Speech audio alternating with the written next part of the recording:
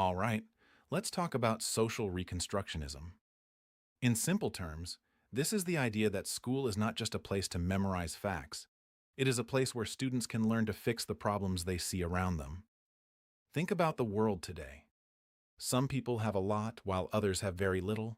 The environment is under pressure, and many communities still face unfair treatment. Social Reconstructionism says these problems did not just appear by accident. People created them, so people can also change them. And the big question this philosophy puts to us is this: if education shapes the next generation, what role should it play in building a better, fairer society? So, what exactly is social reconstructionism?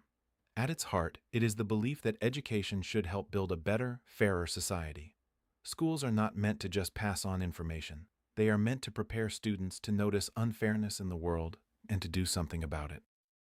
Now, here is an important idea to keep in mind. Education is never truly neutral. Every lesson, every textbook, every classroom rule either keeps things the way they are or pushes for change. There is no middle ground. So this philosophy challenges teachers and students to be aware of that and to use education as a tool for change.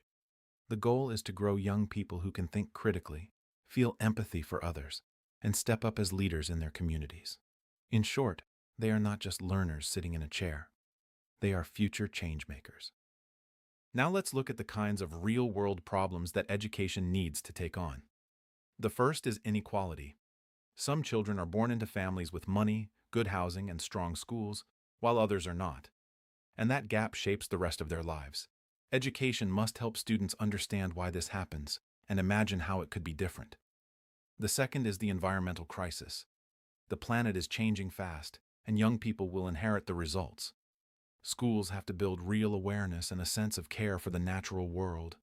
Third is discrimination, racism, sexism, and other forms of prejudice that hurt people every day. We cannot pretend these do not exist. Classrooms must name them and push back against them. And finally, civic disengagement. A healthy democracy needs people who vote, speak up, and join in. Education has to spark that willingness to take part in public life, not just teach facts about how government works. Let's go through the main beliefs of this philosophy one by one so they really stick. First, schools are agents of change. A school can either keep things the way they are or help shift them. And Reconstructionists choose to challenge unfair systems. Second, social issues belong in the curriculum. If a school refuses to talk about injustice, that silence itself sends a message that everything is fine, which is its own kind of unfairness. Third, empathy and civic leadership matter just as much as reading and maths. Understanding what other people go through and being willing to act for them is a core outcome of learning. Fourth, teachers are more than information delivery people. A good teacher inspires students to think deeply and have the courage to speak up. That is powerful work. And fifth, education is always a political act. What we teach and which voices we include shape how power flows in society. Once we accept that, we can make thoughtful, deliberate choices about what happens in our classrooms. So how does social reconstructionism actually look in a real classroom? Let's walk through it. First, teachers help students build critical consciousness. That just means guiding them to ask deeper questions. Not what happened, but why did it happen and who benefits? Second, learning happens through real dialogue. The teacher is not just talking at students and filling their heads like empty containers.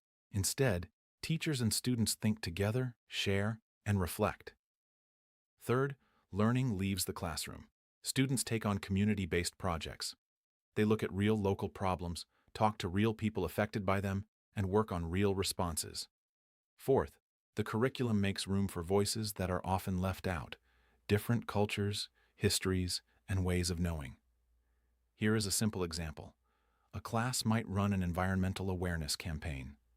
They study pollution in their own neighborhood, interview people who live near it, and present a plan for change. That mix of thinking carefully and then doing something about it, that is the heart of this approach. You reflect, then you act, and together they create real change.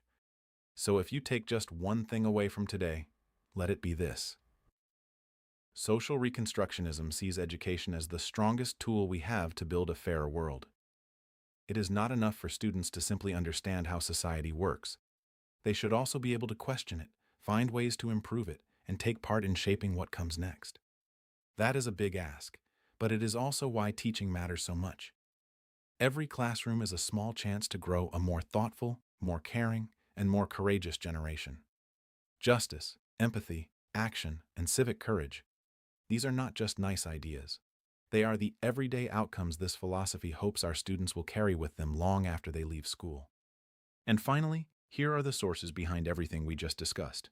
All of them are written in APA 7th edition style, which is the standard you'll be expected to follow. I really encourage you to go beyond what we've covered and read the original works whenever you can. Reading the actual authors gives you a much stronger grasp of the ideas than any summary can. A few names in particular, Dewey, Counts, Piaget, Vygotsky, and Freire, are worth knowing well, because they sometimes come up by name in the professional education exam. So treat these references as your starting point for deeper study, not the end of the conversation.